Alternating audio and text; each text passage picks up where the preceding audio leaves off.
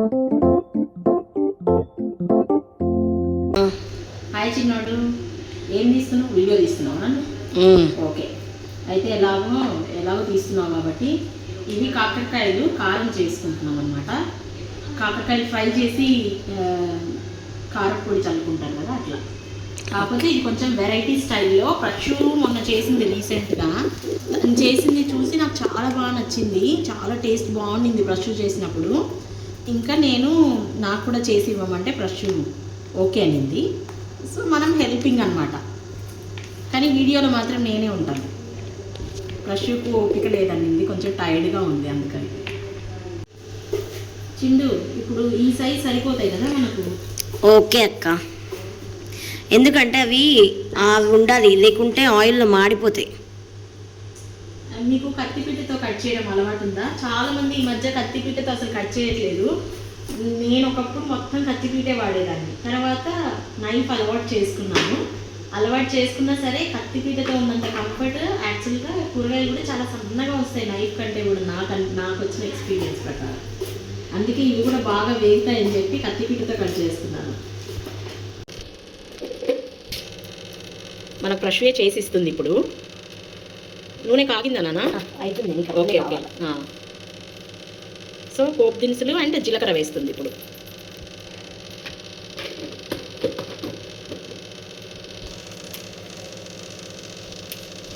ఇప్పుడు ఎండుమిరపకాయలే వేస్తుంది. అండ్ కరివేపాకు కూడా ఇప్పుడు చిటపట అంటుందేమో వేసి. అంటే ఇప్పుడే వాష్ చేశాను కరివేపాకు. వేసేయి. సో ఇవి లో ఫ్లేమ్ మీద బాగా వేగాలంట. చాలా బాగా, నేను అసలు చాలా సర్ప్రైజ్డ్గా ఫీల్ అవుతుంటాను కాకరకాయ లైక్ చేయని వాళ్ళని. ఎందుకు? నేను కూడా తినకుండా. సో దీంట్లో ఏంటంటే సాల్ట్,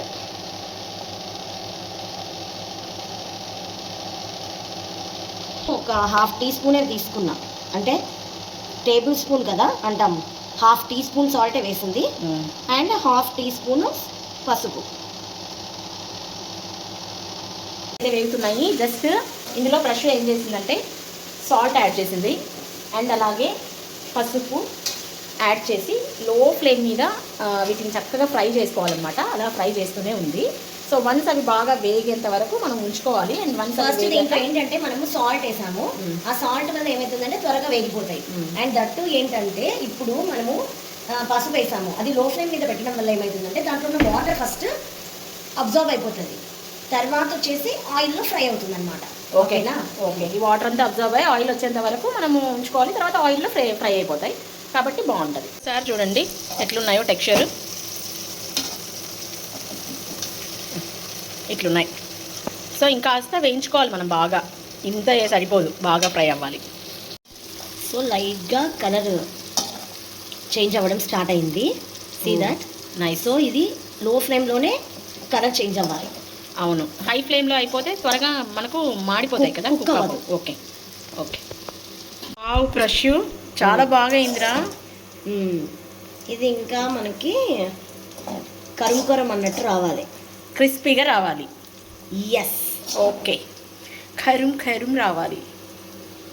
ఇది కదా. మనం ఇప్పుడు ఏంటంటే స్టవ్ ఆఫ్ చేసేయాలి. ఓకే, ఎందుకు సైడ్కి పెట్టేసుకొని స్టవ్ ఆఫ్ చేసేయాలన్నమాట. ఓకే, ఆఫ్ చేసి నేను చెప్పాను కదక్క, కొబ్బరి ఏంటి ఒకసారి చూపించు, దీన్ని మొత్తం చెప్పవా? ఇది వెల్లుల్లి, కారము, జీలకర్ర, ఉప్పు. Okay okay. రోట్లో దంచాను అనమాట. ఓకే ఓకే, రోట్లో దంచుకోండి బాగుంటుంది. యాక్చువల్గా ఏంటంటే నా దగ్గర ఇక్కడ రోల్ లేదు, అందుకే ఫ్రెష్ మళ్ళీ పక్కన దంచి తీసుకొచ్చింది. సో ఇది ఏంటంటే స్టవ్ ఆఫ్ చేసినాక వేయాలి, ఎందుకంటే ఇది కారం కదా, త్వరగా మనకి ఏమంటారు మాడిపోతుంది. సో స్టవ్ ఆఫ్ చేసి వేస్తే దాంట్లో నీకు కలిసిపోతుంది అనమాట. చాలా చాలా బాగా కనిపిస్తుంది చిండు.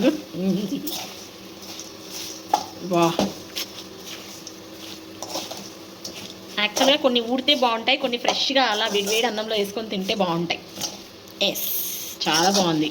బట్ కొంతమంది ఏంటంటే దీంట్లోనే చింతపండు ఉంటుంది కదా, చింతపండు నీరు కాకుండా అదే నీరు కొంచెం వాటర్ పెట్టేసి పిండేసుకొని దాంట్లో పోసుకుంటారు. లేదా ఇట్లా అంటే ఇప్పుడు నువ్వు అది వేసావు కదా పౌడర్, ఆ పౌడర్లోనే కొంచెం చింతపండు యాడ్ చేసి కూడా వేసుకోవచ్చు అనుకుంటా. అంటే నిల్వ నాకు కాకరకాయ రెడీ చేసేసింది ఫ్రెష్. చాలా చాలా బాగుంది. మీరు కూడా ఒకసారి ఖచ్చితంగా ఇట్లా ట్రై చేయండి. టేస్ట్ అయితే మాత్రం సూపర్ ఉంటుంది.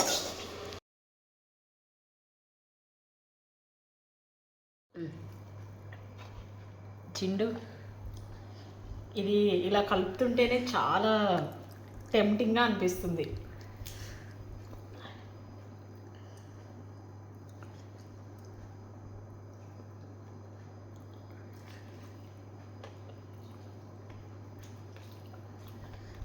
చాలా చాలా బాగుందిరా.